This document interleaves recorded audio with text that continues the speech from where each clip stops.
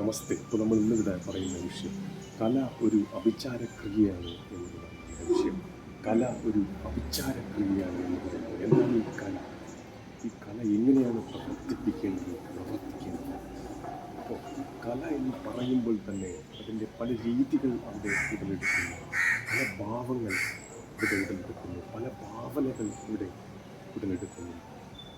അപ്പോൾ കല എന്ന് പറയുമ്പോൾ പല രീതിയിൽ നമുക്ക് നമ്മുടെ മുഖഭാവങ്ങൾ, നമ്മുടെ ചലനങ്ങൾ, നമ്മുടെ ഏതെല്ലാം രീതികളുണ്ടോ അതെല്ലാം ഇവിടെ ഉടലെടുക്കുന്നു എന്നുള്ളതാണ്. അതുകൊണ്ട് തന്നെ കല ഒരു അഭിചാരക്രിയയാണ് എന്ന് പറയുന്നത്.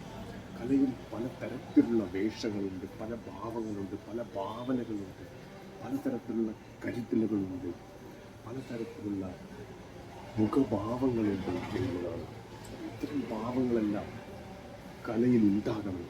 അതിനെയാണ് ഇവിടെ അഭിചാരക്രിയയാണ് എന്ന് പറയുമ്പോൾ എത്രമാത്രം അതിനെ നമുക്ക് ഭംഗിയായി വിവരിക്കാൻ, ഭംഗിയായി മനസ്സിലാക്കാൻ, ഭംഗിയായി ഉൾക്കൊള്ളാൻ, ഭംഗിയായി അതിനെ അംഗീകരിക്കാൻ കഴിയുന്നത് അത്രമാത്രം ശക്തമായിത്തീരും, അത്രമാത്രം കരുത്തുറ്റതായിത്തീരും, അത്രമാത്രം ഗാംഭീര്യമുള്ളതായിത്തീരും, അത്രമാത്രം ഗംഭീരം നിറഞ്ഞതായിത്തീരും എന്നുള്ളതാണ്.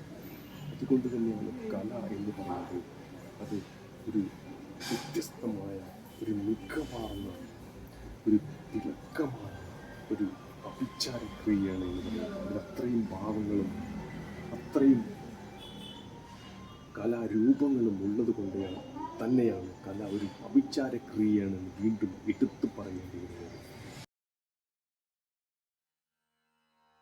കണ്ണുകൾ അടച്ച് മനസ്സും ശരീരവും ശാന്തമാക്കിക്കൊണ്ട് ഏകാഗ്രമായി വജ്രാസനത്തിലിരിക്കുക. ശാന്തി മന്ത്രത്തിന് തയ്യാറാവുക.